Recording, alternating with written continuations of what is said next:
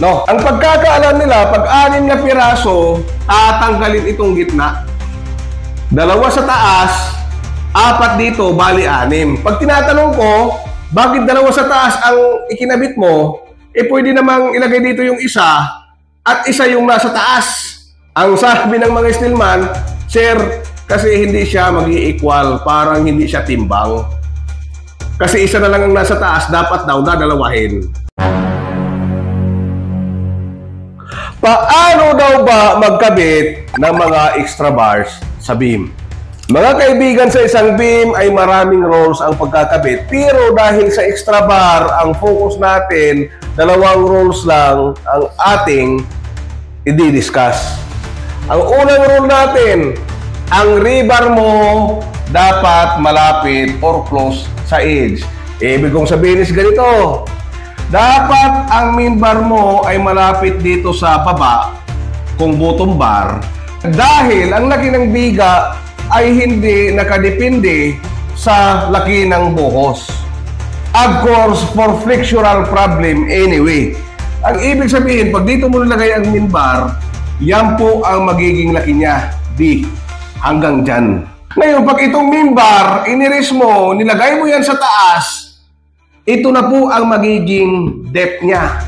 So, ibig sabihin, mawawala na ng kwenta itong nasa baba. That is why, mga kaibigan, napaka-importante na ilagay natin ang ating rebar dito sa malapit sa edge. Siyempre, di na natin pinag-uusapan yung minimum cover dahil given na yan, no? Pangalawang rule na ating i-discuss is yung spacing. Kailangan yung spacing ay hindi ka bababa sa 25 mm. Kasi pag bumaba ka sa 25 mm, baka hindi na pumasok ang iyong graba doon sa spacing at aampawan ka na.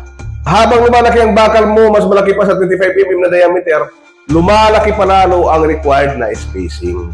So tandaan nyo yung 2 rule na ito dahil yan ang gagamitin natin sa pag-determine kung saan natin ilalagay ang mga extra bar. Ito sa ating example, meron tayo dito 300 by 600 na beam na ang stirrups niya is 10 mm at ang main bar niya is 20 mm. So dito sa example 1 natin, 2 piraso ang main bar, 3 piraso ang extra bar, ang lahat ng rebar niya ay 5 pieces. Bottom bar ang pinag-uusapan natin sa example na ito, no? Makikita nyo sa example, 1, 2, 3, 4, 5. 5 ang inilagay natin.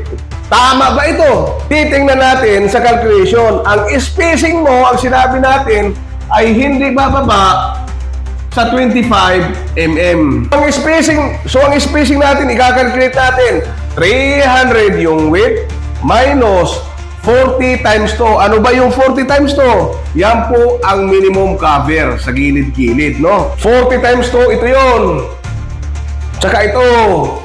Minus 10 times 2. Itong 10 times 2 naman, ito naman yun, stirrups. Minus 5 times 20. Ito na yung diameter yan. 5 times 20.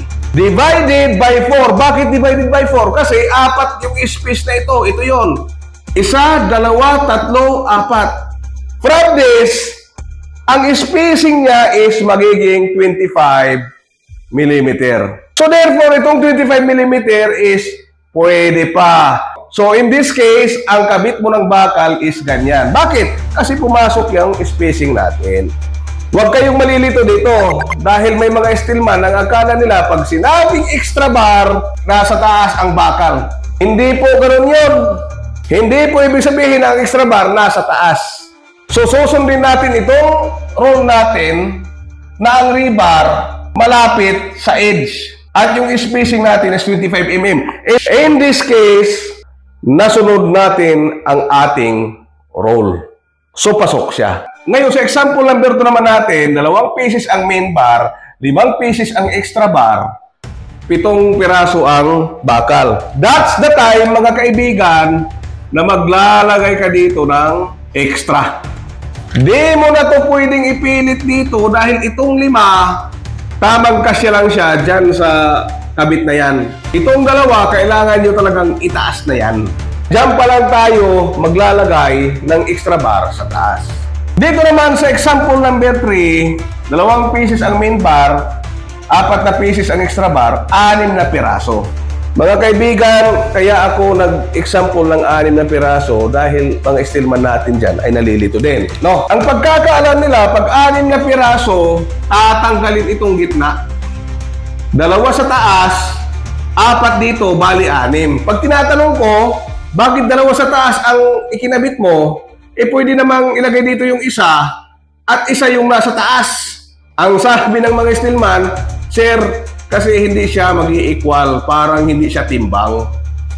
Kasi isa na lang ang nasa taas, dapat daw dadalawahin. Tama naman yun na pag-iisip. Mas maganda talaga timbang or symmetrical. Kaya lang, may paraan dyan. Gagawin mo dyan is ilalagay mo dyan ang isang bar sa gitna. So in this case, 6 sila, no? Nandyan yung bar sa gitna. Hindi itong bar kailangan na nandito sa stirrups. Bakit mas gusto natin to kaysa sa 2 ang nasa taas? Kasi ang mangyayari niyan, para kang nandito. Umusog sa taas ang rebar mo, mas mahina yun. Nagva-violate ka doon sa roll number 1 natin na yung rebar natin ay close to edge. So, ganoon lang po nilalagay ang extra bar.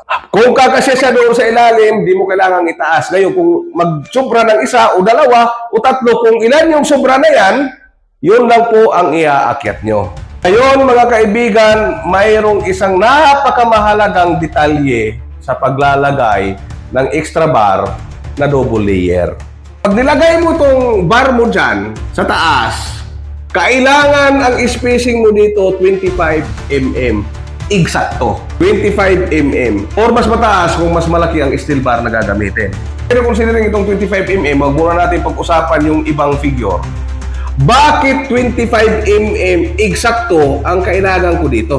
Kasi pag naging 30 mm yan, ibig sabihin, tumaas doon ang rebar mo. Foul na kaagad ito, foul. Wrong. Ngayon, pag ito naman bumaba, naging 20 mm, foul na rin kagad ito. Bakit? Kasi aampaw na dyan ang konkrito mo. Pag ang extra bar mo umakyat sa taas ng kahit kalahating senti, foul. Pag bumaba yan ng kalahating senti, foul. Kailangan mong ma-maintain yung 25 mm sa pagitan nila.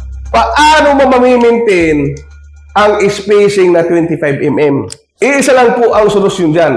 Yan po ay ang separator. Maglalagay ka dito ng steel bar na 25 mm. Separator bar. Pag hindi ka gumamit ng separator dyan, mali ka agad dyan ang lagay mo ng extra bar. Kaya ako bilang inspector ng bakal, pag nakita kong may double bar ka dyan na wala kang separator, reject ka agad sa akin yon. Tandaan mga engineers, no? Pag hindi naglagay ng separator, magva-violate yan doon sa 2 roll natin. Mga steelman, pag hindi kayo gumamit ng separator, substandard kaagad ang gawa nyo. Ako po si Engineer Nonong, maraming salamat sa panonood at hanggang sa muli.